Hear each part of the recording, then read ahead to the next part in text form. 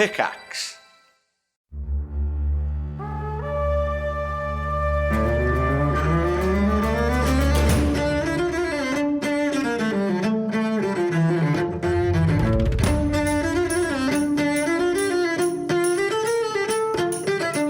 Thanks for dropping into the cast party. Join the cast and crew as they are hightailed from their Hollywood film set into the crazy world of Dungeons and Dragons. And action!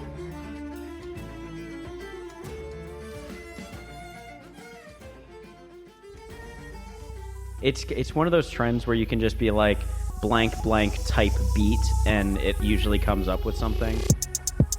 Redacted. Redacted. Redacted. Redacted. I keep saying things that either have to be redacted or bleeped out. Bleep out the name of it, I guess. Redacted. Redacted. Redacted. Redacted.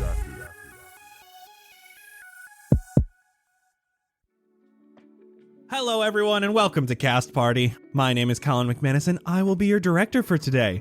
I am joined by my itinerant cast and crew, Ryan McManus. I don't know what that means. Hi, Sebastian Vivaldi Greensleeves, an emo-at-heart musician who has never been cave exploring before, which he only recently learned was called spelunking. He originally thought that's what they called it when the kids went out to the bridge and threw big rocks down into the river, which he really, really liked to do. Because spelunk. Because like when the rock hits the water, it's like spelunk. Yeah, it's so satisfying. Ryan, I went into the Google Docs and I typed in itinerant and I did define itinerant, and it does in fact mean traveling from place to place. Nice. That's a weird way to do that, I guess. I would have just like Google searched it, but I mean, you got the right answer, so. Anna Brisbane. That explains the word itinerary. It's like your traveling plans. Itinerary. Oh my god. That's your fun fact. That's all you need. You just blew all of our minds.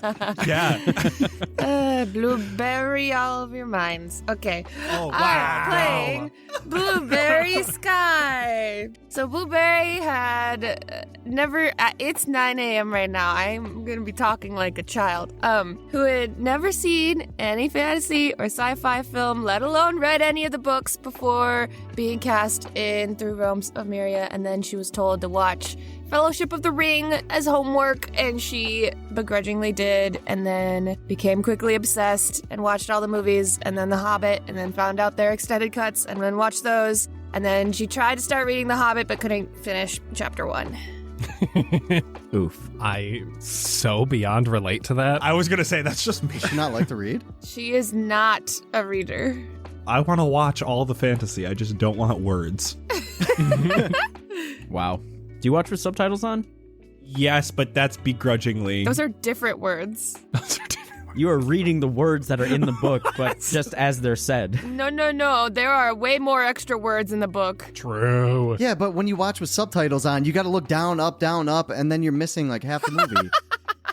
No. Okay, well, you got to watch more anime, buddy. You gotta. No, I hate it. You just got to do it, man, and you get so used to it. I can't read, and I'm able to do that. So it's come on. All right, we're not getting into. We'll talk about it in the BTS. Nigel Deacon. How's it going? Xander Gucci Supreme, who had to go to cowboy camp for 3 years when he was a kid. He was a buckaroo boyo by the end of his time there with several spurs in lasso and whip training. He was going to return for year 4, but they told him this camp ain't big enough for 12-year-olds, and he had to stay home that summer. What? It's just like, all I'm picturing is like SpongeBob with his little gold stars. Yeah, exactly. All right, Vince Marino. It's so long to get through intros. Jett, the burly heartthrob guy. Yeah, big guy. So, fun fact, he never had clams until he was about in his early 20s, and he instantly became obsessed. Steamed clams, not raw. No, we don't do raw clams. We don't do raw oysters, just throwing it out there. But he became so obsessed that he wanted to get his own. So he ended up, when he got some money with work, he bought his own boat, and now he's trying to teach himself how to go clamming. Clamming. Last time, you sent Nomura down the tunnel system ahead of you underneath Tolaby Lighthouse. He went about 100 feet down before seeing a tunnel with a dim flickering light connecting to the main tunnel with drag marks. You decided to take your time and come back tomorrow before venturing to the Underdark. Sebastian lit the lighthouse while Blueberry and Jett took the 2 living drow and placed them in the prison with some food and water. You left for the night before it got too dark and headed to get some falafel. On your way there, you passed by the front of the castle and found a courtyard with 4 large evergreen trees that had fake grass around them and were being guarded by the town guard. There was also a group here praying to one of the trees. Xander talked to one of the guards who called them moon trees sent down by Saitia.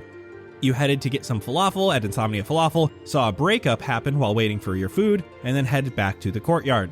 You ate your falafel and watched as the group praying to the trees moved from one to the next before dispersing at the fountain. You finished your food and headed back to Matthias' University of Modern Magic, gave Kanu and Matthias their food, and spoke with Matthias about your findings. He told you that, yes, the drow most likely are slaving in Faramore, but he doesn't know why, as they generally get their slaves from the other races of the Underdark. Heading to bed, you all awoke level 5 before heading back to the lighthouse and delving into the tunnels below. Nomura once again scouting ahead, you decide to only follow the drag marks even though there were many tunnels connected to the main corridor. You descended deeper into the ground before coming upon a metal door which was locked from this side. You opened the door and entered a massive open space of the Underdark. Following wheelbarrow tracks to a nearby city, you discovered 3 monstrous beings attacking the city, which had already killed 5 people. These large creatures with beetle-like carapaces, long vulture necks and heads, and muscly legs and arms that ended in hooked claws. Now you are walking upon this scene. 3 drow and 2 dead dragonborn on the ground. 1 monster climbing the nearby watchtower, another feasting on a drow corpse next to an overturned wheelbarrow, and 1 scratching at the front gate of this city attempting to climb it. And so the scene is set. The question is, what will you do next? You want to try to scare these things away? I can summon a spirit to try to lure them, chase it away. They're like 9 feet tall. You think we can scare them or lure them? Not scare them, but they'll be like, ooh, yummy, and they'll chase it. If it doesn't work, then I can just use the spirit to fight with us. It'll still be convenient either way. What is it going to look like? It's a fey spirit. It'll resemble a fey creature. I don't know much about fey creatures, so I'm just gonna imagine something. Is it going to look tasty to them? Like, do we have to put butter on it? Sure. A fey crab? I don't know. Do we want to try to use Nomura and the fey creature and possibly lead him down somewhere? Even if we do get him away, how are we going to get into this city? I don't see any sort of entrance. There's a gate right there. Oh, it's behind the big boy. I got it. Yeah. How hard is it going to be to get into that gate? Oh, man, it's nothing. I'm going to hold up the lockpick. And I got my key in case they don't let us in. Oh, true. I mean, it's worth a shot, but how long do you think we're going to have? How long can Nomura and this little summon guy keep their attention? If they even get it at all. I can keep them up for up to an hour. Can they go super far? Yeah, I think they could go wherever I want them to go. I mean, it's not going to hurt to try. We should come up with a plan before, though, if they do actually take the bait. Then we go talk to the people at the gate. They did. Wait, isn't there someone up in a watchtower? You did not see anyone in the watchtower. There's gotta be someone in there. If he's not even up there yet, there's still someone in there. But why do we want to go to the watchtower? Because there's someone there to let people in the gate. I don't know. Isn't that how gates work? I think if we can lead these guys away, someone's got to take notice of it and be able to let us in. Yeah. Do we see, like, a kind of clear path for us to get to the gate? Give me perception. 14. You are on like a main pathway that seems like this is the pathway people walk.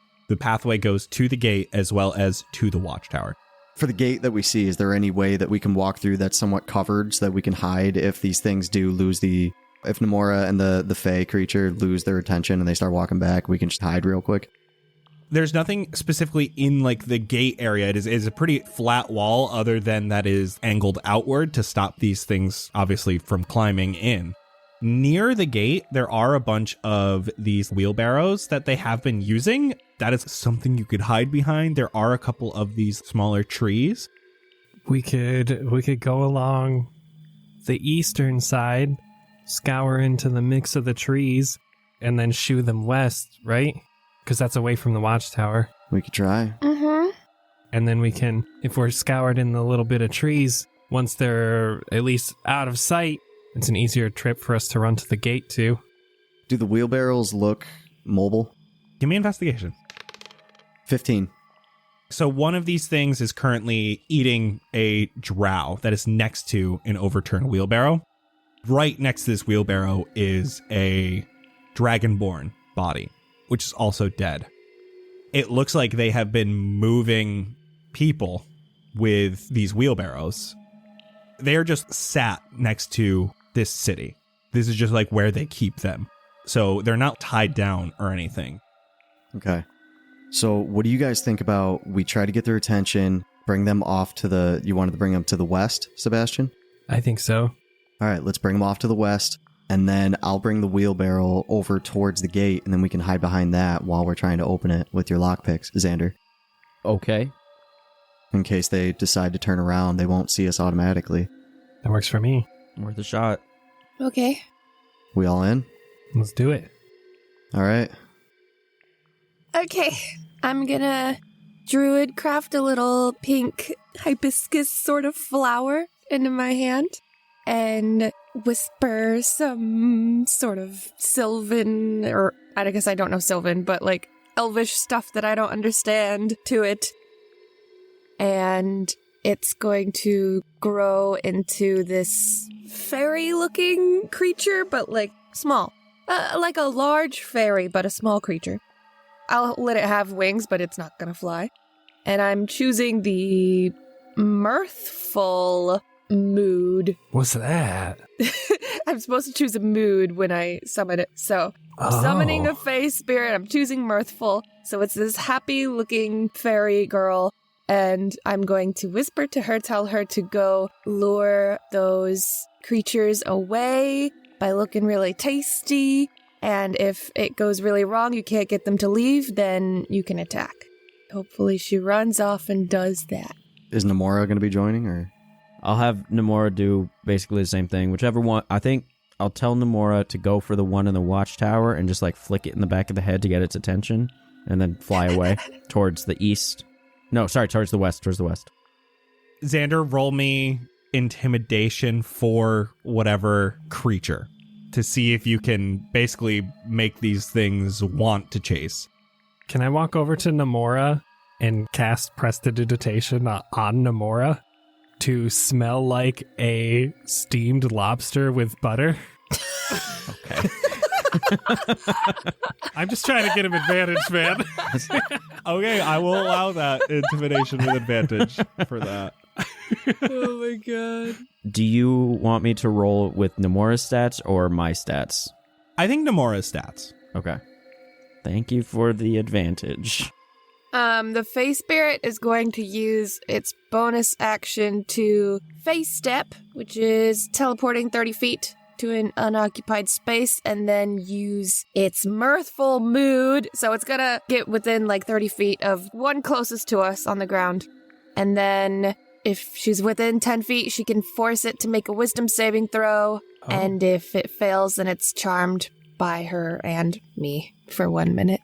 These things are not that wise. That is a fail. Aha! So she's just gonna be like luring it with her fingers and being like, come on, follow me. Oh no, don't chase me. Oh, sort of thing. Okay. Love like it. a little Perfect. kid on a playground. Yeah. Like, oh no, stay away. Oh no. Xander, what was Namora's charisma check? He got an 8. God damn it. Yeah. It was better than the first 5 that I got. Oh, so. no. So Namora goes up to this thing on the watchtower and a little flick at the back of the head. This thing is so big it barely even notices it, and it's still climbing. The one that is on the ground, Blueberry, this is the one that was chomping on this drow body. does catch your face spirit and kind of starts to slowly move at it, not like rushing at it, because it's kind of this weird charmed, but also wants to eat it, so it doesn't know exactly. But it is obviously caught this thing's attention, and it is starting to move that way. There's still the one at the gate and then the one on the watchtower. I'm not even going to throw us into initiative yet because they all have their purpose right now.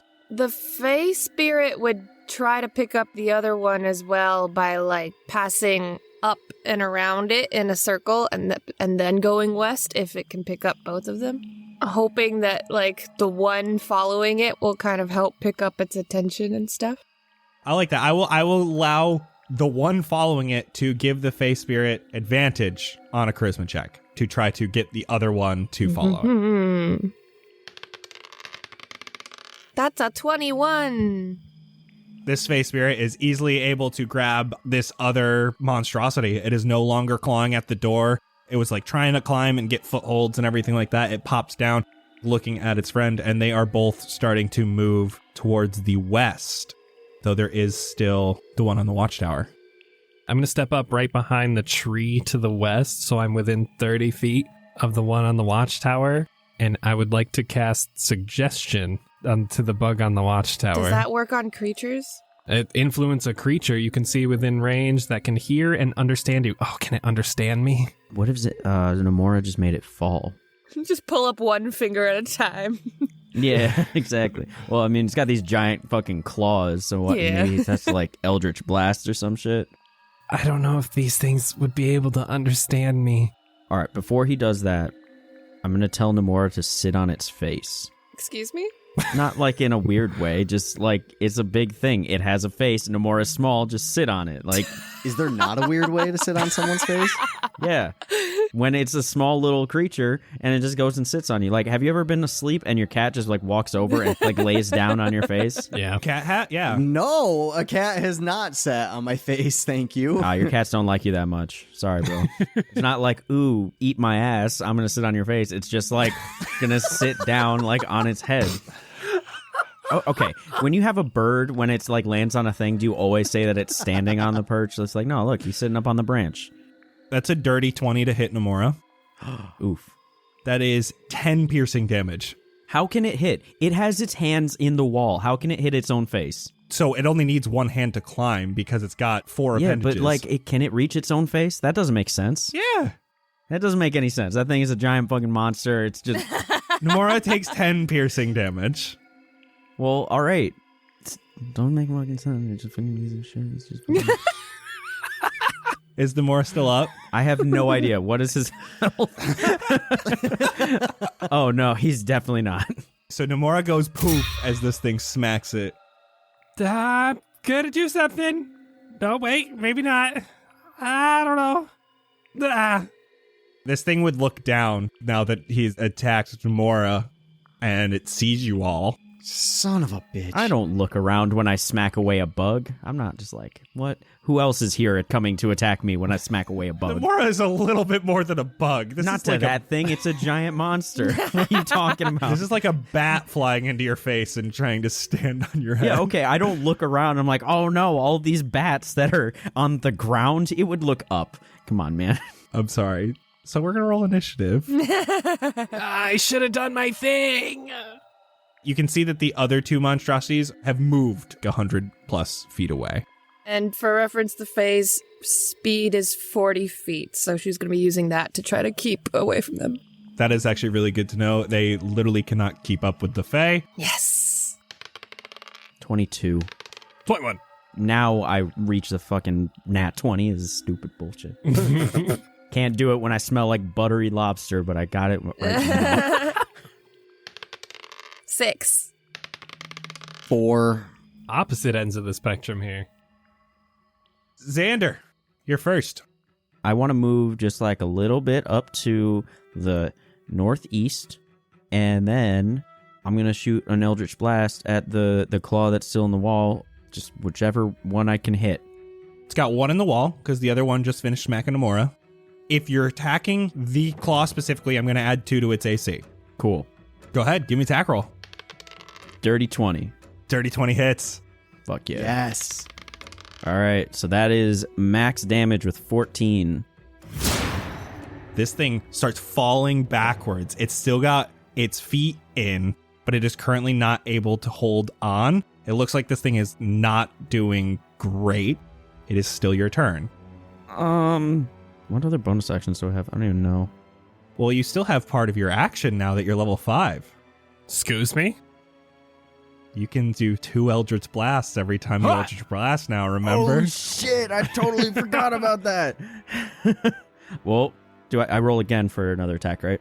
Yeah. Are you going for just this thing, or are you going for one of its feet? I'm going to go for its feet. Try and get it again. It's only a 12. 12 doesn't hit. Bounces off the watchtower. This thing's flailing around a little bit. It was hard to get a good eye on it. And then I guess that's pretty much all I got, because my bonus actions are not worth it. Sebastian, you're up. I'm panicked. I'm doing my thing. Yeah, we're going to cast Thunderwave. Okay. Centered below him in hopes to projectile him up and out. Kind of like the watchtower had like an explosive on it. If you did this, you would have to get directly underneath him. Oh. Yeah, I'm going to run up straight up to the bottom of the watchtower, like basically underneath him, and just boom! Try to smack right below the watchtower to projectile him up and out. Yeah, smack that ass. And I'm going to do this at 3rd level. Jesus. It's a con save, right? Yes, a 15. Is it coming from your guitar or from you? This is my hands this time. I had an 8. This bitch gonna fall on you. No, that's why I said up and out. 15. Ooh. Okay, so that's 15 thunder damage. I only moved like 20 feet. If I see it coming back down on top of me, I'll use my other 10 to run out of the way. I'm going to have you do that, Okay. but give me a dexterity saving throw. Oh, God. A big chunk of this watchtower, Oh, God. bunch of rocks are falling right on you right now. I regret my decision. Just kidding. It's a 23. Oh. How'd you do your thunder wave? Was it guitar, or what'd you do? We'll do a big snap and kind of like whip the snap. Okay, so you run up, you snap really loud, reverberates up the watchtower. You can see all of the bricks like rumble as it goes upward, and some of these bricks start falling, but so does this creature get propelled 10 foot into the air. As you run the other way, you're able to get out of the way of this creature as well as all these rocks. Roll me 3d6, please. It was 20 foot in the air. As you hit it, it goes 10 foot higher. You got it. Ooh, clean 15. Hot damn. So this thing falls real loud. You can hear a crack as part of its carapace is snapped off that is on its back. Ooh, carapace. Is that the end of your turn? Yes. That is the monstrosity's turn. It rolls over slightly and is able to stand up and does a loud Oh no. as it runs Oh no. towards you, Sebastian. Yeah. One of these huge hooked claws. It's scythe-like, but it looks like it's made of bone. Ew. And it comes and it swings down on you. That's a 24 to hit. Oh, yeah. That's 11 piercing damage. Oh, okay. I was expecting other things to happen. And then he swings along with the left claw. That's only a 14 to hit? That's just it. 14? We're not all shielded up like you, bro. And that is 12 more piercing damage. Forgot I had cutting words. God damn it. Well, Blueberry, you are up. Jett, you're on deck. I'm gonna run about 30 feet to the west and just summon forth my thorn whips and try to pull this thing away from Sebastian. All right, give me that attack roll. Yeah, that's a dirty 20. Oh, yeah. You know, you're behind it at this point. It has this crack in its carapace, and you're basically able to get right through that crack to pull at its insides. And I yank it. 8 piercing damage from the thorns and yank it 10 feet towards me. Thank you. You yank it 10 feet towards you, give Sebastian a little bit of breathing room. This thing's looking really fucked up already. That fall and that thunder wave, it hit it hard. That's it. All right, Jett, go ahead. Finish him off, boy. Okay, so he got pulled closer to me, so I'm going to move, 15 feet, half my speed right up to him. And as I'm running up to him, I want to take my hammer and just swing it as I'm running right towards his knee. Oh, give me an attack roll. Does a 25 hit? Goddamn, boy. Yes, it does. Roll me that damage. Okay, so 5 damage. Jett, it's yours. Damn, son. Let's go. While I'm running over and I hit it in the knee, it's going to topple over. And when it does, I'm just going to bring my hammer right back around and slam it into its head. Oh, Squish. the whole thing just smacks to the ground. You could hear the knee crack as you hit it, and this thing starts bleeding all over the ground. It is no more. So we are out of initiative. Oh. That was like such a beautiful top to bottom, perfectly one round. Yep. Everyone got their, it was beautiful. Yeah. Claps for that. There's just that was so satisfying. Everybody throwing a snap in the chat. Teamwork. We all quadruple high five. Let's go. And for the first time ever. Wait, do we have to roll performance on a 4-way high five? I will. Would it be like 2 hands for 2 people and then the Square other high side? five. Yeah, square high five. Can we roll for it? Yeah, everyone roll me performance. Dirty 20. Ooh, 24. Oh. Ooh. Oh, baby. 23. 23. Let's go. Hey. Pull your camera out. Oh, my God. It's so clean. What do you mean?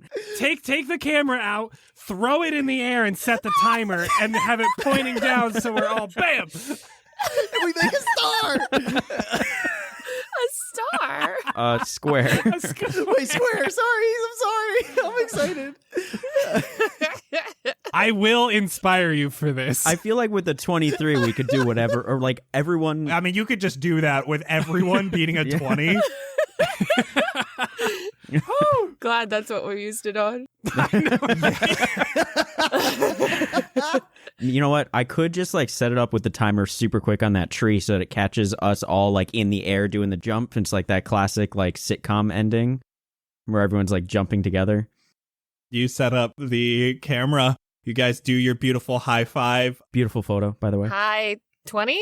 I don't know. What would you call it? High square. That's 40. Square. That's 40 fingers I think right it's high there. 40. Yeah. Well, no, because high 5 is 10 fingers, but you still call it 5. Each of us are doing high 10s though. I don't know. And there's 4 of us because we're doing 2 hands. We're each doing 2 hands. All right, you do a high 40. It's beautiful. The picture turns out really nice. It's not exactly above you. It's got like a little bit of an angle, so you can kind of see everybody's facial features and stuff as well. Everybody's happy doing this jump. There is the hook horror on the ground in front of you. You're jumping around it and creating like a nice little frame for it. Oh my God. This is some cult shit. I need this fan art. Oh, yeah, no, we need this I one. want this so bad.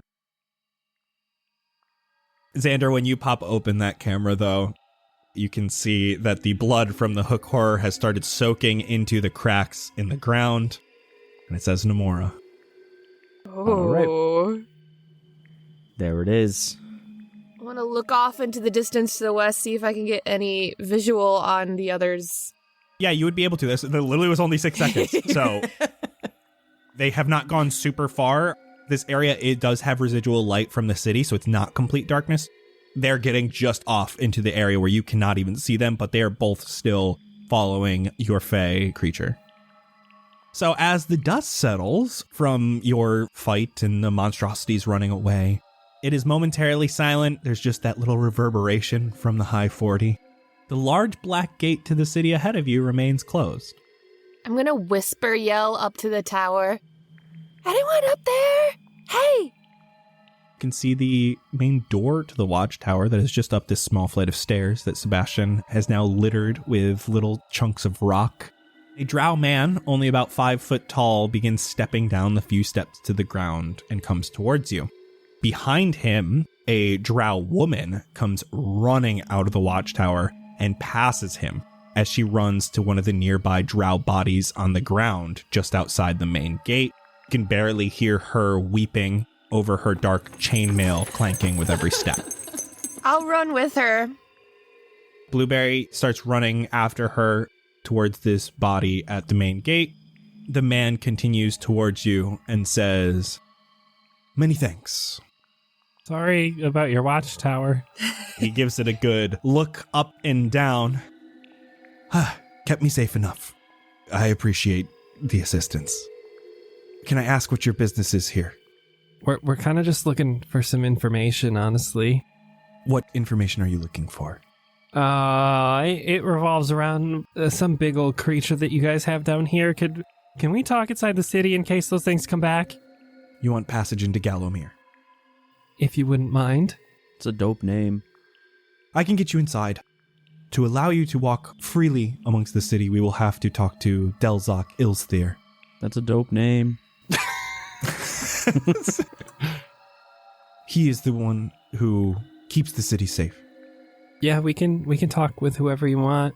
We're just trying to find a safe spot so we can get our info and we'll be on our way. We're not going to stay too long. Can I tell that this drow is long gone? As you get over there, the woman is weeping. She takes a glance at you but doesn't say anything. She kneels down next to this body. Give me medicine. Oh, that's only a 7. These wounds look real nasty. This drow is not currently breathing. I'm still gonna cast first level cure wounds. Or try to put my hands on one of the largest wounds and basically druid craft some bright green, very springy vines to try to stitch it together. How much did you heal for? 7. You are able to close up one of these larger wounds. It looked like one of these hooks from these horrors really caught this guy right in the abdomen. There's no rousing of his face of any kind. I'm sorry. The woman continues weeping. You can see she starts gathering the belongings of the drow man and putting them into a small pile. And then she crosses the arms around his abdomen towards his hips, and she pulls out a small knife. You can see that she begins cutting the man's hair, all while weeping quietly. I'm just gonna nod and silently back away. She is taking the hair and she's putting it along with the other belongings. And the other drow man that you guys were all talking to starts to move towards the gate. And he gestures you to come forward. As he gets closer to the gate, he shouts, "Pantar Lilviden!" The right door of the large double-doored gate opens after a moment of waiting. The door moves slowly but reveals a large open city. And I say it like that because it doesn't really feel like a city, even just from what you can see. It's large, and the area that is inside, that is walled off, is huge. But the buildings are quite spread out. There are clusters here and there, but large open areas that don't seem to be used for anything. There are these large areas of stalagmites that have this glowing fungus on them that is emanating a light glow. Around the main pathways, there are torches every dozen feet or so, most of which are currently lit. On the main pathway leading inside is a large drow man wearing a deep purple robe, surrounded by many drow guards. They are wearing leather armor, but the leather is not like a generic tan or brown like you've seen so many times before. It is darker, like a gray-black. You can see that some of them still have long, hairy portions still attached to the leather. Whoa! It also looks to have a different texture than the leather you're used to. The main drow man in the robe has long grayish-white hair, a short sword sticking out from underneath the robe, and has a bracelet around his wrist that connects to a chain that goes to a halfling's neck. Oh no. Who is dressed in rags with no footwear standing beside him. No. And the drow man from the watchtower begins walking in and gesturing you forward. While we're walking, can I drink my potion of healing?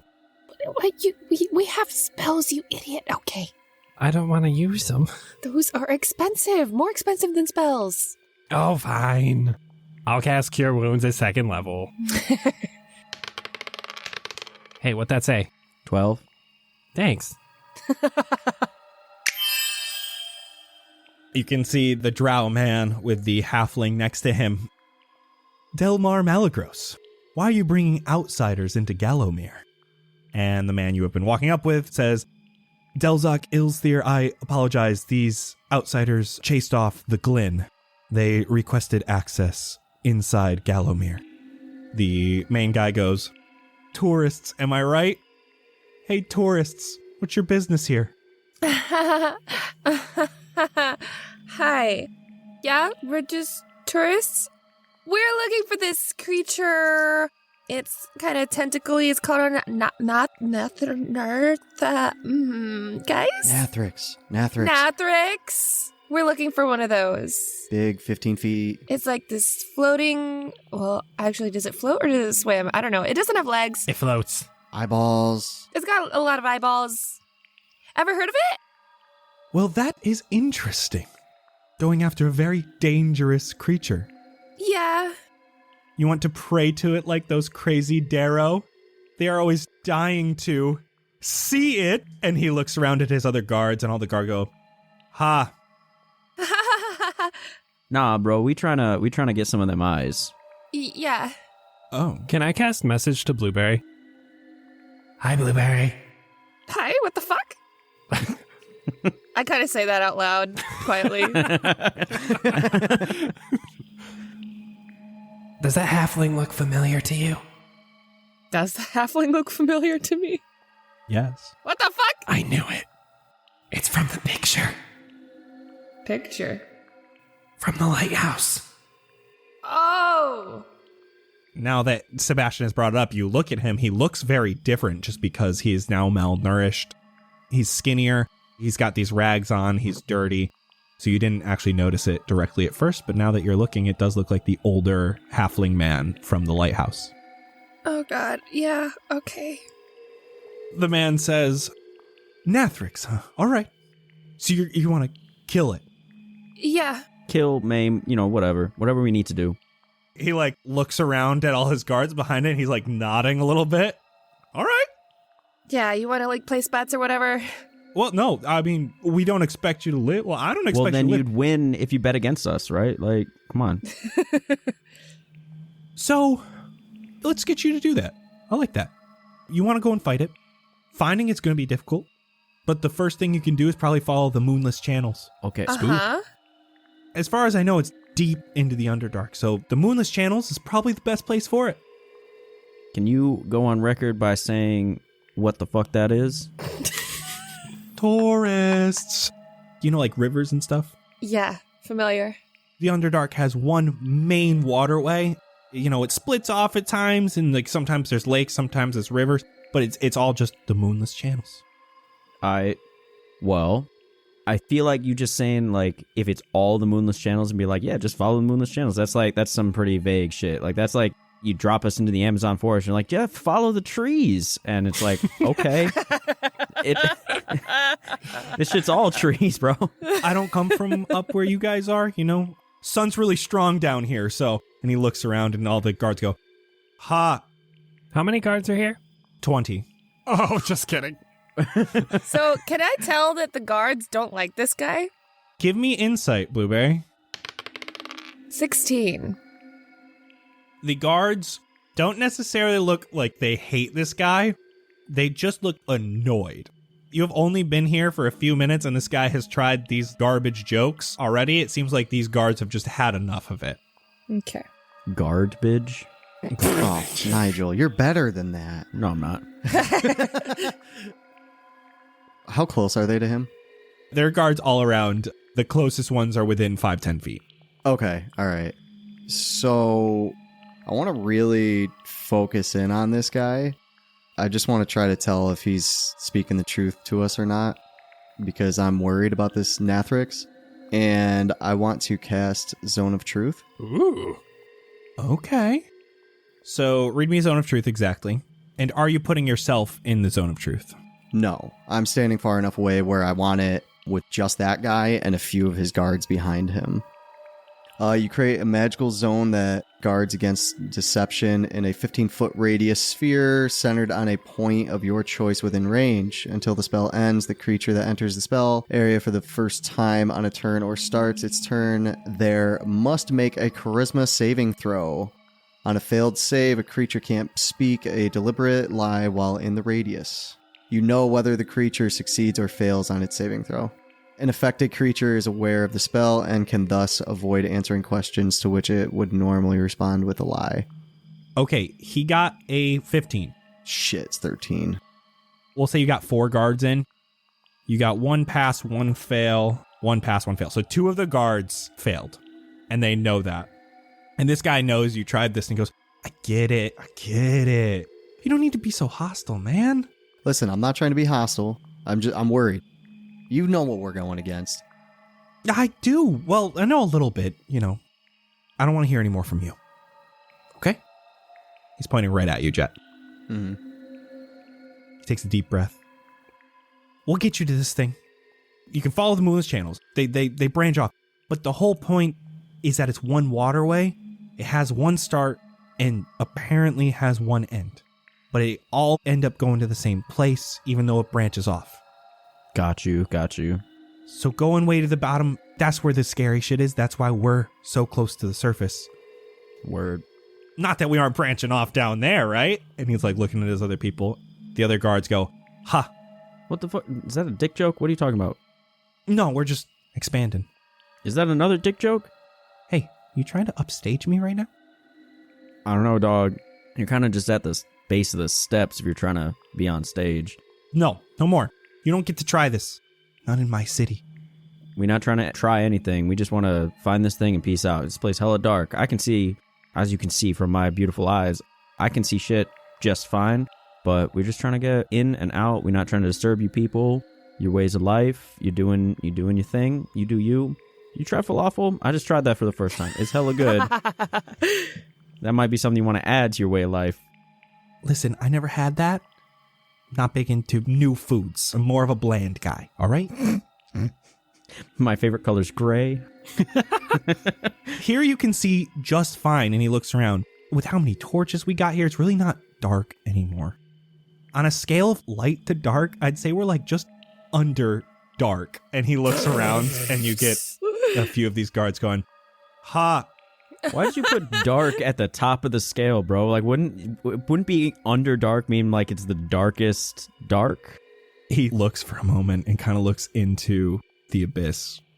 Well, all right. So, getting you to the Nathrix. Yeah.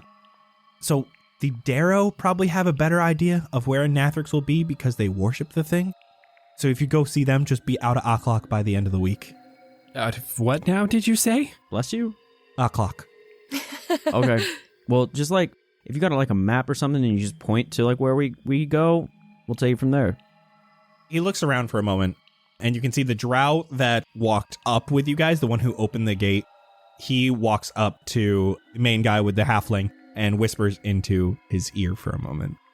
All right, fine. We can help you out. All right, we'll give you a little something. You're worried about the vision. It gets dark down there. We got something that'll help you. You can stay here as long as you want. You will need to be accompanied. Fair. Couple rules. All right, whoever's going to accompany him, don't let them near the spider things over there. What are they called again? None of them are speaking up. Come on. What are they called? Nobody says anything. Thomas, what are they called? Steeders. And he goes, Steeder, I barely even know her. Did Thomas pass the zone of truth? No, Thomas did not pass the zone of truth. Thomas, did you think that was funny? He opens his mouth and then he just quickly shuts it again. I'm going to cast suggestion on Thomas. Answer the question, Thomas. God damn it. Are you actually using a 2nd level spell? Yes. What kind of save is that? Wisdom save 15. That's a 2. Excellent. No, sir, I did not laugh. Hey, Thomas, does anybody think he's funny? Ilsthir looks over to Thomas. Thomas, watch your tongue. He looks over to you guys. I am being generous here. Do not turn my guards against me. takes a deep breath. He raises his hand over his shoulder, and he goes and snaps. A drow man from behind him quickly moves closer and nods before Ilsthir and says, accompany them. And then he gathers his men. He snaps at the man that you come in with and brings him off to the side to speak with him. So now there is this drow guard, a little younger guy, who is here and says, I'm supposed to take you to get some new stuff. All right. Lead the way, Hoss. I'm gonna lean back to Blueberry or to the others and say something quietly. I'd like to try and say it without any of the drow hearing. I mean, there's just the one guy here now. Well, I don't want that one dude to hear me. Give me deception? No, give me stealth. Bitch! Damn it. 18. Okay. Dang. I would have been 23, but Oh. Anyway. It's fine. I know y'all saw that halfling dude all chained up.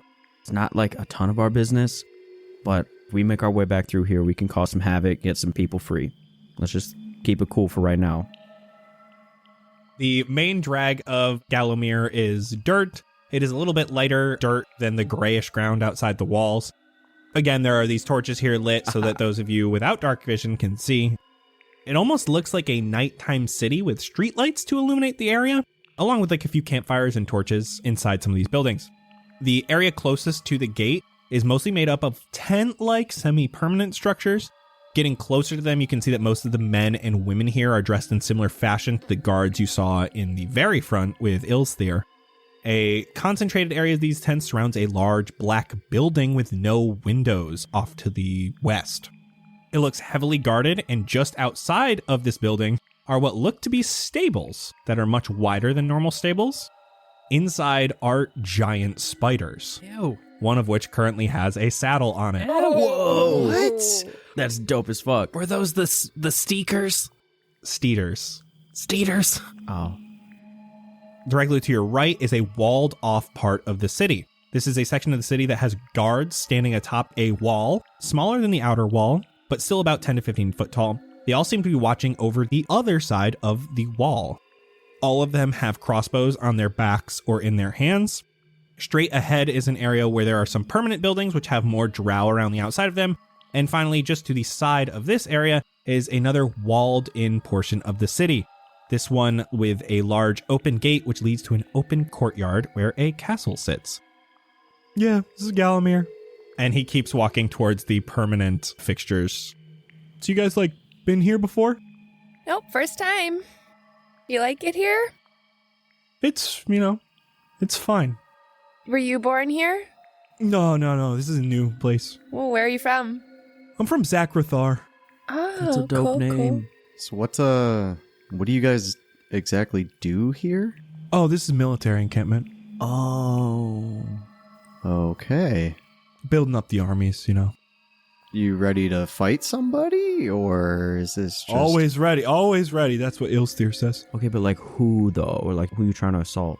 Mostly the Darrow. Oh, all right, tight. Wait, are those the folks we're supposed to be going to talk to? Yeah. The people who pray to the Nathrix? They pray to the Nathrix. You don't have to talk to them. Well, how else are we going to find them? We don't need to find them. We're just finding the Nathrix. He just said go down the channels. He said, the Darrow might know more, and you could, go to Aklak. I'm scared to go to Aklak. Why? Nothing. What? No. What's up? Nothing. No. Why? What you talking about there, bud? Nothing.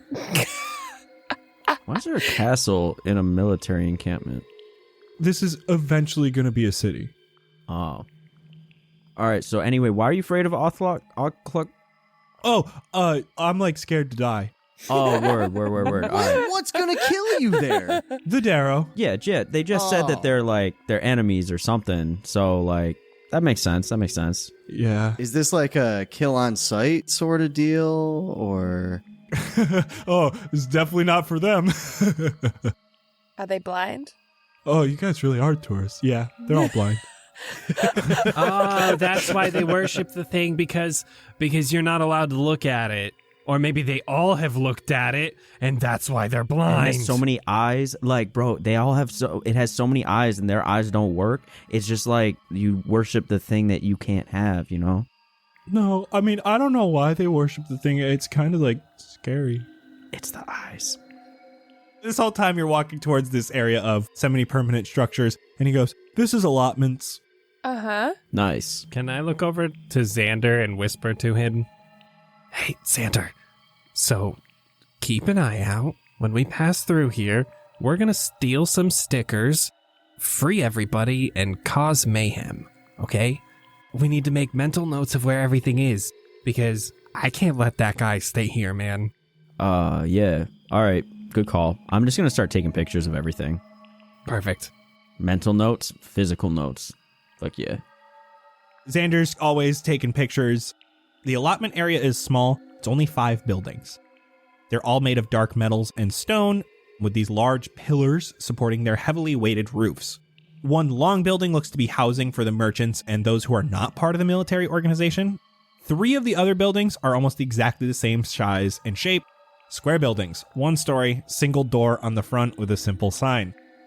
The 3 signs on these buildings are rations, weaponry, field aid. The last building looks a little bit different. It's the same size and shape as the other buildings, but it's more colorful. It's still overall very dark, but small splashes of color here and there. There are small fungal plants have been planted into the rafters holding up the front of the roof. Some lightly colored stones of scarlet and azure hues have been pasted to the door in an abstract mosaic. The sign on this door says medical. You can see the drow continues walking up. He goes to the field aid office. He says, "All right, in here. You guys are technically allowed to go into the other ones if you want. Is there something we could use in there? Rations will give you food, medical if you're dying." Are you still hurt, Sebastian? I'm feeling a little better, but I could use a nap. Oh, damn, bro. You're not feeling good? And I'll slap him on the shoulder, send him some good vibes, hit him with the healing light. I'm going to use 2. 10 health. Hoo-hoo! Oh, shit. Okay, well, Xander's hand is caffeinated. I'm fine. I am reinvigorated. So he walks into the field aid office. Okay, follow. Yo. There is a single man here who is manning a counter. Drow guy.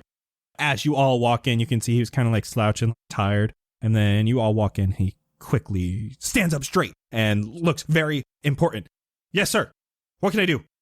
"Yeah, we need to get them some Fairs Res goggles." Somewhat now? Fairs Res. Okay. Vezres. What are these goggles? Vezres. To help you see. The shopkeep in the back says, "Yes, sir." And he goes over to grab a couple pairs of these goggles and he puts them on the desk in front of you. Thanks, shopkeep. I'm going to smack a bitch. And the guy you're with goes, "Yeah, so wear these. I know you guys' eyes don't work great, but these will help you see further whenever there's Fairs Res around." What's a Fairs Res? What is that again? Fairs Res? You know that green kind of fog? Yeah. Yeah, that's Fairs Res. It's it's leftover magic that's in the Underdark, and it tends to gather up in areas that a lot of plant life is. These things, when you put them on, that essence kind of glows a little bit and gives off light. Cool. Uh-huh. These will essentially give you a version of dark vision whenever there's Fairs Res around. Mm-hmm. It's kind of like that, but you can still see in color. It's not only grayscale. 60 feet as if it was bright light, and another 60 feet as if it was dim light. Those with dark vision, it just extends those ranges by another 60 feet. Dang. Question. Can we catch it in a bottle? You could, and it would kind of act like a torch. Yeah. That's a smart idea, actually, is Yeah. to do that, and then people who aren't wearing the goggles don't see the light coming from it. Uh-huh. That is very smart. Good job, Vince / Jett. Yeah, no, you get inspiration for that. I didn't even think of anything like that. Thank you. Hey, bud, what's your name? Oh, yeah, I thought I heard someone say that earlier, but I thought they were just, I don't know, struggling with their words. Okay, cool. So, hey, Do you have a bottle? Hey, you got a bottle? Sir, yes, sir. Can I get a couple? Like 4? Yeah, get him like 4. You might be the best shopkeep I've ever met. I swear to God, I'm going to smack someone. This is what I needed to get you, and now I just got to follow you around until you leave Galamir. Yo, let's check out them weapons. Is there any of the fog around us? You're still in this allotment, and you pop out, and yeah, there is. All around Galamir, they have this plant life. It does seem like this weird greenish fog is giving off light, and you can see it is more concentrated around certain plant life. Okay. So I want to go to the most concentrated part of it and fill each bottle up as much as I can with the fog and close them shut with some of my spare cloth that I have. I just want to wrap it around each one so that we can take the cloth off anytime we want for light. This is going to take you a minute. So if you want to just take a minute to do this, make these little covers while the others go into the weaponry, that'll give you plenty of time. Looking like an absolute madman, just swinging his arms around in the fog. Yeah, Jett's going a little crazy. It's like, oh, they're splitting up. Okay, you guys go in there, and I'll stay out here. Okay. Can you keep the door open? Yeah. You walk into the weaponry area, and there is a drow woman here. You can see she turns around. She grabs a chunk of leather armor and puts it on, and just grabs a short sword, puts it down. Oh, no, what's good, Mama? We good. We're set on armor and like weapons and shit. We good. We just came in to see what you got. Anything special? She like grabs the leather and puts it back, puts the short swords in a bucket. I'm going to pull out a short sword that I have. Would you want to buy this? Grabs it and looks at it. I don't know, it's fine. I'll give you like 2 gold for it. No, it's okay. If you can do 5, then good, but no, that's all right. I mean, we make our own. Yeah, that's fair. You want like fancy stuff? Yeah, you got anything cool? And she like points behind her, and you can see that there is this black netting. Pretty small. That one's pretty good. What is it? A net? Oh, it's like a net. It's got poison and stuff.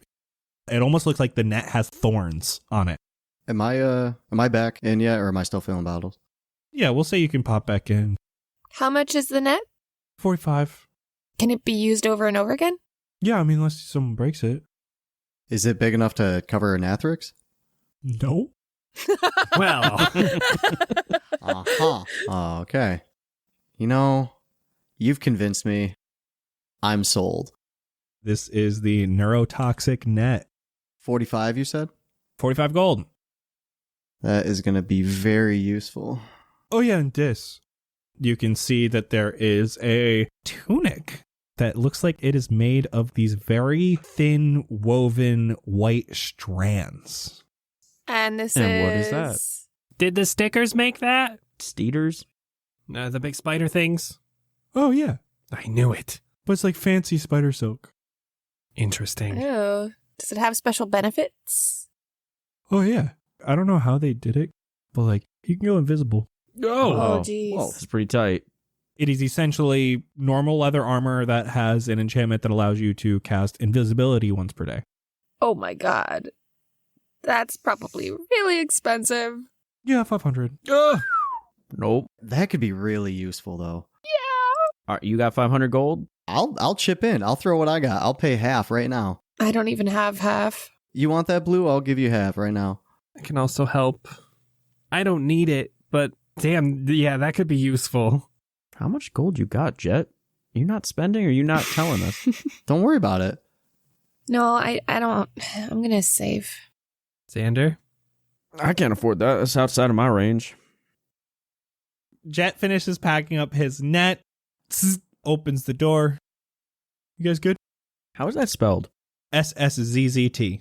Oh, I feel like it should be pronounced longer then. Yeah, I thought it was just SZT. Or like even silent T at the start. Brings you outside of the weaponry office.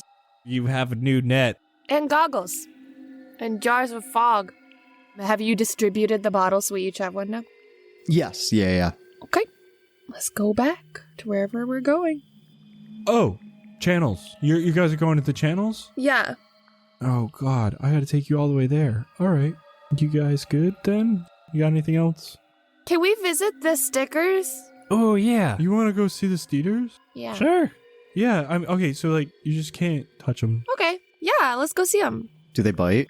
They can bite, but they don't normally bite us anymore. They only eat plants.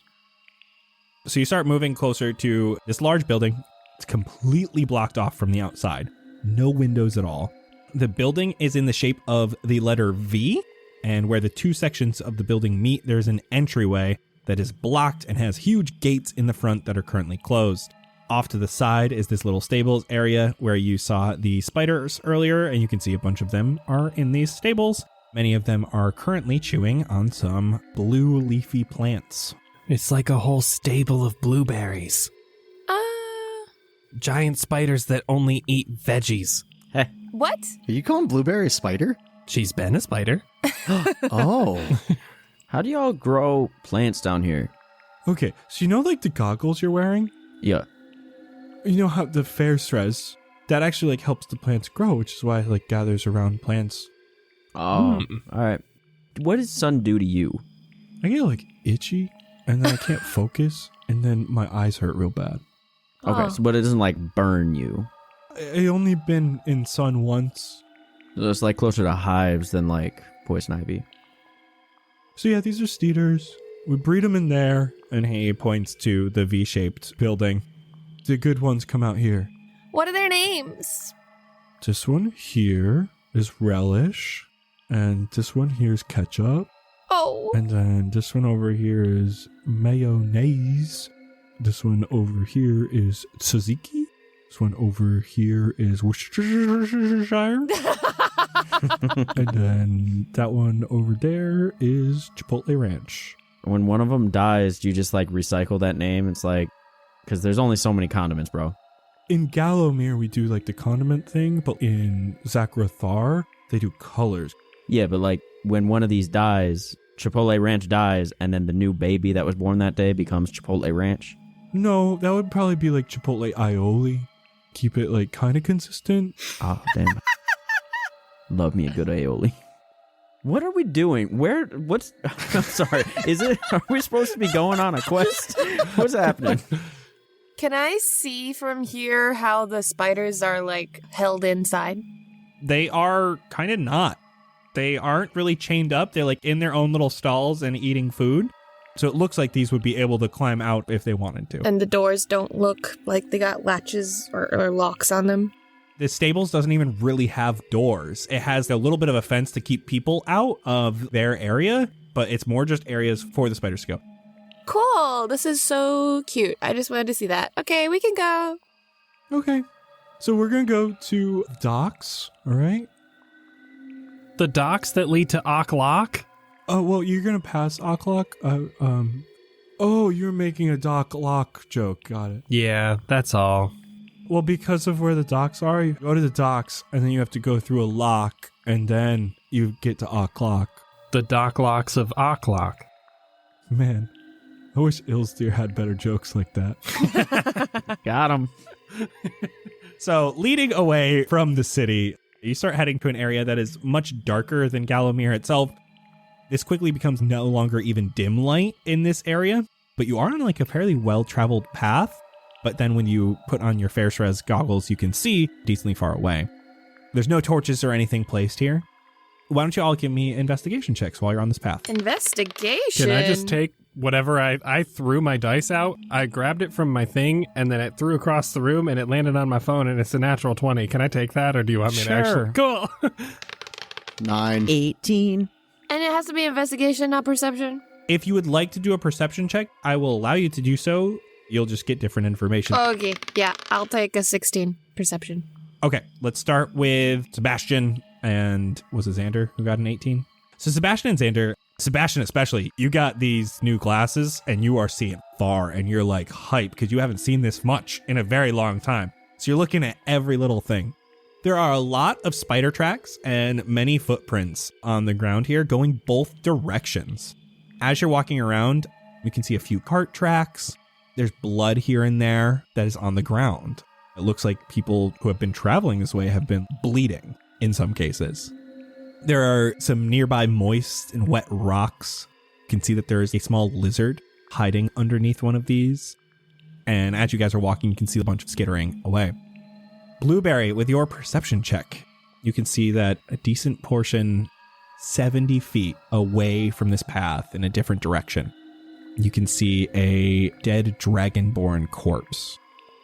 It looks like it has been shot by crossbows, and it has been feasted on by some large creatures. Whew, okay. Continuing along, you walk for some time. The path meanders around large stalagmites. The air here tastes very stale. A bit further down this path, you see an area of just a ton of huge stalagmites. This literally looks like a mountain range of stalagmites that are very tall and very sharp, hundreds and even thousands of feet tall. This path continues towards these stalagmites, and you can start to hear something. Running water. Not fast, not very loud, more like a calm trickle in the distance. It's the same direction as these stalagmites. Following the path, you round this almost underground mountain range. You start to see an underground lake. The lake itself is very dark. The water looks almost gray with the complete lack of light. You cannot really see anything below the surface. You can see that there is a misty glow of Fairstrez along the top of it, but underneath the water, there is just darkness. The path continues between this lake and the mountainous stalagmites towards a settlement. There's a lot of light at the settlement, and you can see the architecture here is much different from the likes of Gallowmere. Very plain walls on these structures, very non-ornamental, purely function, not for show. There's also a large dock area on this lake where a lot of light is, and there are a lot of drow around you, and you can hear some barking orders. From here, you can tell that there are a few large, flat barges sitting on the water. One has a large trebuchet on top of it and is anchored just off the docks.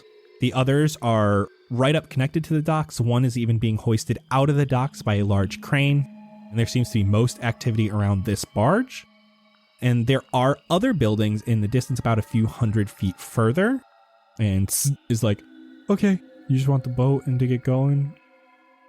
Yeah, I mean, unless you have any other suggestions. Probably not. There's nothing too exciting here. They're just, building and mining and stuff. Why do you have trebuchets on the water? Okay, so Aklak is right on a lake. Oh. I'm gonna lean over to Jett and be like, are those things not called trebuchets? Just pat him on the shoulder and just okay. So let's just keep that one between us. I have blackmail now. If he said that out loud, then I'm gonna be like, I'm the better liar, and slap him on the back and walk away. He continues forward, moving towards the docks. You can see a group of drow that start shuffling quickly to grab weapons, and they start screaming, "Hey!" Puts his hand up and says, "Special orders, they're fine." The drow are hesitant at first, but go back to guarding a slew of people in chains. Many of them have chains connected to their feet and connected to each other as they move around. The majority of enslaved people here are dragonborn. The next biggest chunk of people here are dwarven, or at least they look it, but their skin is very gray.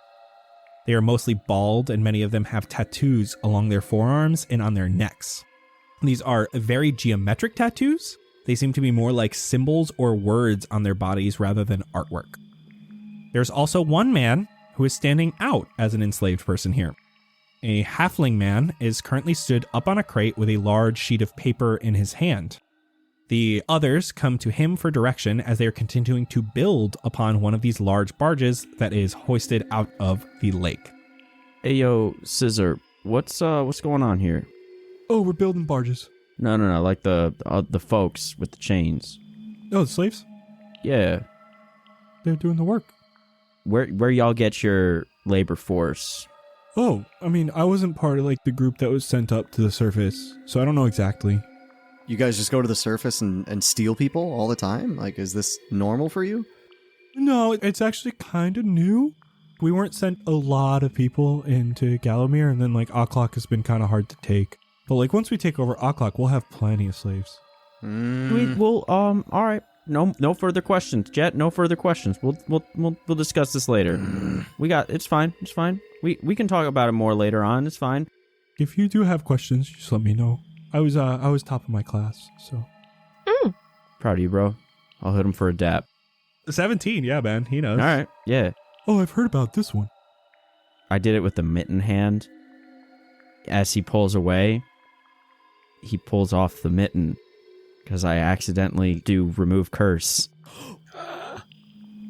He hits that dap, and the mitten slides off of your hand, Xander. Oh my god! Oh my god! Yo, good looks, bro. Thanks. Appreciate it. Here's this. No, I don't want it. It's all yours, bro. That's a present for you. This is ugly. Well, hey, it keeps you warm. And he throws it at the ground. No, I don't want it. All right, well, happy birthday to the ground, Mitten. Fuck off. Dude, how the hell did you just do that? I don't know. Ask him. He's the one that pulled it off. Damn. Top of my class, like I said. Yeah, man. Scissor got my back. Jett's just looking at him with like huge eyes. You hear this halfling man. Okay, yeah, so if we do this, we should be able to actually finish it faster because we can bypass the need for this. He's not really talking to you. He's talking to a group of Dragonborn. You can see that there is a male white Dragonborn here. And he walks up and he goes, "Yeah, Anton, we can do that actually real good from over here." And he like points to another area and they're like conversing. This white Dragonborn looks like he is relatively new compared to how dirty all of the other Dragonborn are. So it's like, okay, so, and he like looks for a random drow. So I need to get them like a rowboat. And the other drow points them to the right direction. We don't keep those on the water anymore. You got to go into settlement a little bit. That's fine. All right, let's go. Okay. Moving past the docks and towards this settlement. The first building you come across on your right looks to be an old temple. Above the door is a very rudimentary symbol. It is an oval that is wider on the sides and shorter top to bottom, surrounded by 6 circles. Outside this temple is a small courtyard with a bunch of old pillars that held up a wall on the outside of the courtyard. There are currently some of these large riding spiders or steeders tied up in these pillars. There are a few small carts here that look like they've been connected to the saddles of these things. Further ahead of you, you can see the largest building in this area has a large forge outside of it, currently burning very brightly. And just next door to this forge is a cave that heads into one of these large stalagmite mountains. This looks man-made, and there are some minecarts here that are filled with small rocks and rubble sitting just off the tracks of this tunnel. That is what the symbol above the temple looks like. It looks like the Nathrix. It does. Or like a paw print, both ways. That's two very different things. Let's get this boat, gamers. He goes over towards the forge where you can see they have brought in some stuff on these boats and like pulled them up here. There are some like supplies and everything. Starts emptying one of the boats. All right, here you go. Okay. Thanks.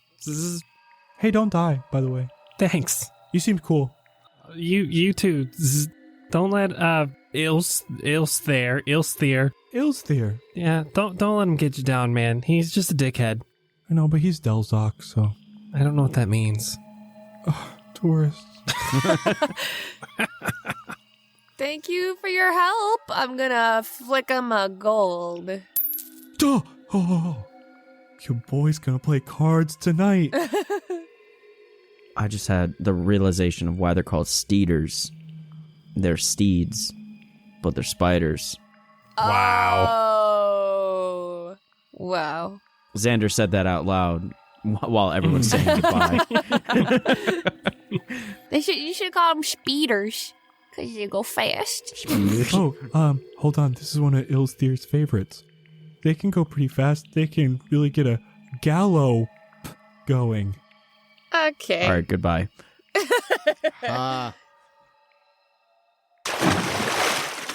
Popping into this boat, you all are given some oars. The drow direct you to a nearby man-made wall of this lake. On the other end of this lake, you can see that there is a river running by it. It seems to be that this lake was filled using water from this river, and these locks have been created to get ships into and out of the lake without disrupting the flow of the river.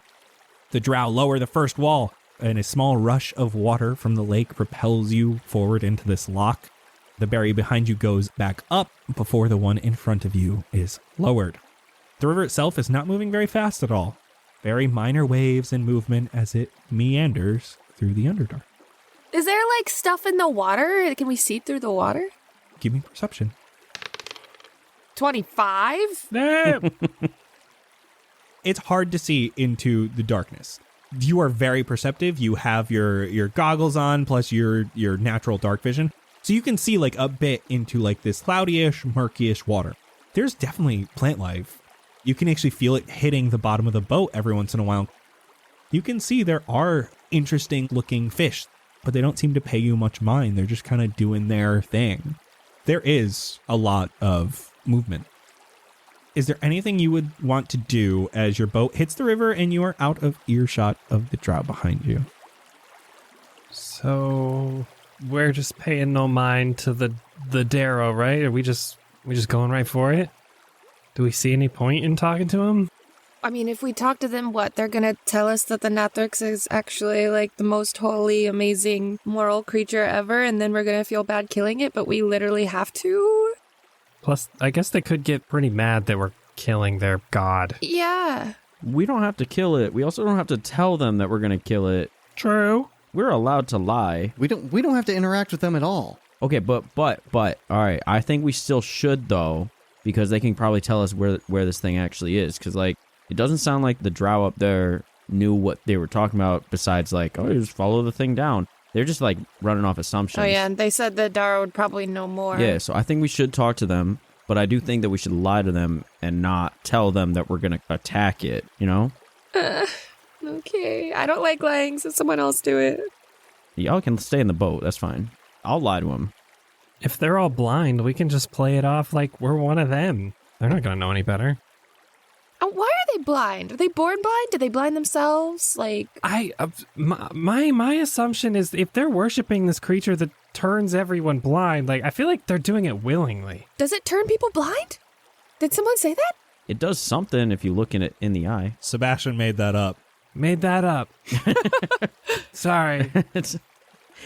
From the information you know, the Nathrix has glossy eyes that are pupilless. Yeah, but what happened to the dude who looked into its eyeball? It's not when you look at the Nathrix, it's when the Nathrix looks at you. Yeah, that. Yeah, what happens? Do you go blind? They go blind. Turn to stone? You die? You explode? It was basically that a surge of wild magic went through him. That's why Matthias thinks that this will work in helping Kingsley. Think about those, like, fish and them frogs that, like, don't have eyes because they just spend their entire lives in dark places. Like, we could get down there and there's zero light because they were all just born without eyes. Their bodies just developed into eyeless, sightless homies. I don't think we got to worry about the blindness. I don't think we got to worry about too much. Like, we'll just be like, oh, we're travelers. We're trying to navigate the Underdark and do some cartography or some shit. I don't know. We'll think of something, but we should talk to them, get some info, have them point us towards the Nathrix. Do we say we're looking for it or we're trying to avoid it? Ooh, that's a good call. We'll say we're trying to avoid it, so they should tell us the exact spot to not go to so that we can map everything else around it. Yeah, no, I think that would be solid. I don't know what these people are going to be like, but like, we got this. We got this. And what's the worst thing that's going to happen is they get angry and we're like, oh no, and then we fucking peace. I don't know. We got a boat. Do we see people from here? How far are we from them? You are basically on the river, and there is no humanoid life nearby. But yeah, the current is kind of slowly taking you. This is still a very open area of the Underdark. Like, this is still this massive cavern. It just happens to be the river flowing through it. That's tight. This place is cool as fuck. So we even know, like, where to find these Darrow people? This is told you that they were along the Moonless Channels. It was the next city down. Go till we find land. So you guys want to pull over when we see something? Yeah. Might as well. Yeah, that's probably the best thing we could do right now. We can keep the engine running if anyone wants to go in and talk to him. Okay, let's go. Is that just me staying on with the oars? Yeah. My hands? You are not on the river for more than 10 minutes before it opens into an area that is much wider. There's still movement here with the water, but you are relying even more on your oars to propel you forward. This is almost like another lake with how wide it is. You are currently arriving in this lake from the east, and on the southern shore is a large city that is lit from the inside. It's lit? Yes. It has, like, artificial lighting? It looks like fires and stuff like that. Unless they're cooking, that doesn't make sense. Yeah, why would it be lit? Not that type of lit. So, yes, the city is lit from the inside. Looks like fires and stuff like that. There are very plain walls made of stone, very similar architecture to the encampment that you just left, though much larger. The lake itself continues much further to the west and slightly northward. You currently cannot see the end of this lake, however. The Aklak is a dock? The Aklak dock. Wait, what? How do we know when we see the Aklak? I mean, this is the first city you've seen. So this has to be it, even though it's lit. All right, let's pull over. Is there a spot that's easy to pull over? Is there a dock at Aklak? Dock-ock? Dock-ock. Dock-ock? Dock-ock is in the Dock-lock Aklak. Does Dock-ock live in Aklak? I know. Is Aklak the origin city of Dock-ock? I bet Dock-ock visits the docks of Aklak. I really liked the name of this city before this episode, and now I'm regretting all of my decisions. We will no longer mock Aklak. I knew you had something. Move on. We'll put a sock in it. Don't worry.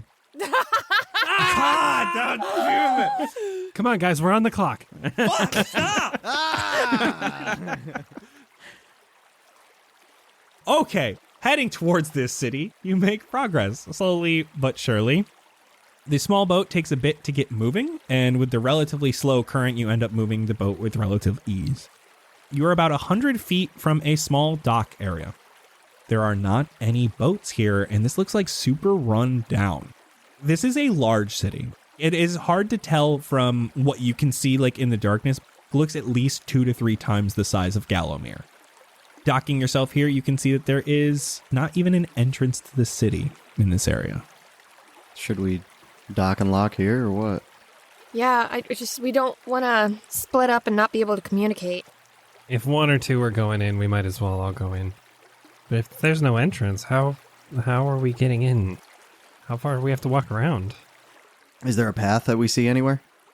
There are like walkways, and there's plenty of room to like walk around the outside of the wall of this city. Do you guys just want to follow some of these, see if we could find an entrance? Yeah. I suppose. Let's see what else we could do. It's the only option we really got right now.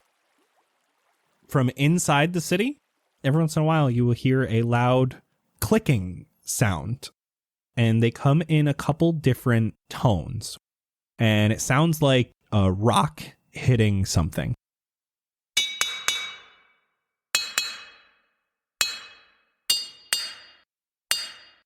But it's not in any specific order. It is kind of random. You can hear it from multiple positions in the city as you are walking around.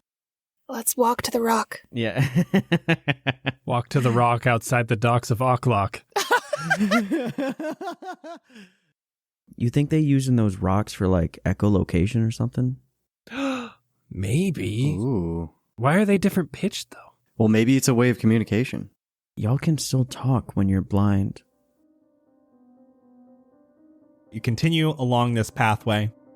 You start to come up upon a light coming from around this wall. You finally make a turn to see a gate to the city. It's currently closed. And in front of this gate are 2 gray-skinned gnomes, completely pupilless, eyes completely white. They are both riding large, 8-legged lizards made of bright blue scales. Oh. And for today, that's a wrap. What? Damn. Oh. Dope. I don't know if you want to put a lot of stock in this, but why do they have light? Wow. As you say, why do they have light? You see that these lizards have eyes, you fucks. I knew you guys were going to roast me. All right, we'll talk about it in 1 week on the behind the scenes. Goodbye. Bye. Bye. Guess what? Your boy's DMing. Oh my gosh. On September 1st, the after party is going to be a one-shot run by yours truly. This is the first ever one-shot I have done, almost period. I have ran one session of Curse of Strahd prior to this, and we didn't even get to combat, so this went absolutely insane. So, if you want to check it out, patreon.com/castparty is where you'll find loads of exclusive content from the cast and crew, including my one-shot Poop Bird Poop Fight. Yes, you heard right. The after party drops the first of every month for our patrons, and if you loved our free episode of Yarrow's Super Happy Fun Murder Dungeon, you will adore the crazy one-shots and miniseries that we've got waiting for you. So head on over to patreon.com/castparty to become an official part of our cast and crew. You'll also receive access to our community Discord, where we host live listening parties with all of us on the release night of every Cast Party episode. We've also got a bunch of community games going on right now, so feel free to join on in. You'll also get entry into our merch giveaway that we do at the end of every single Cast Party episode. Speaking of, this episode's merch giveaway winner is Julian. But hey, if you want some Cast Party merch for yourself, head on over to cast-party.myshopify.com. Shirts, stickers, water bottles, and so much more coming soon for fall and winter. Thank you all again for listening, and we'll see you in 2 weeks to see what lies in Aklak. See ya!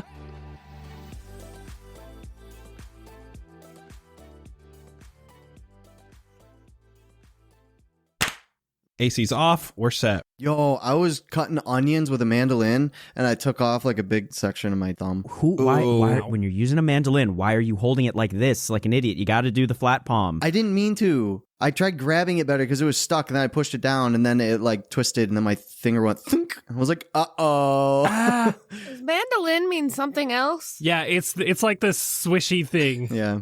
What? Squishy thing. Squishy thing. It's a thin slicer, yeah. The swishy thing. Oh, Swishy. swishy. Not squishy. Okay. Like a deli slicer? Anna's thinking of the instrument, correct? Yeah.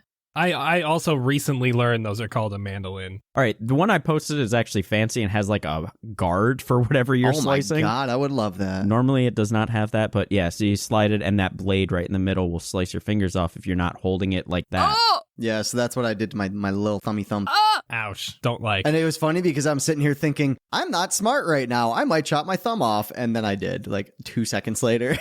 Yeah, then you continued. Yeah. There are gloves right there in the picture. Yeah, about that. I guess I could just do that for you guys too to help. Thanks, Dad. Whoa. Whoa. This is stables. This is wall. Val. Val. Val. Val. Castle. Gisel. Gilsk. Gilsk. That doesn't like Gisel. Gilsk. Gilsk. I'm sorry. It's hard writing with a mouse. This is Val. This is Gisel. Stop just roasting me. Well, we can never call them anything else now, so. This is E. E. Let me try to write stable. There. I don't know what that's supposed to be. This is Stittle. Steedle? Staddle. It is Steedle. Look at the Steedle. I can't wait to get back to Gisel Feral.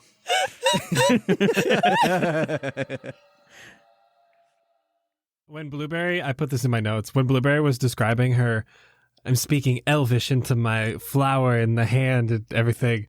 Brain went to Xander thinking that it's Italian. It's like, you fucking gabagool.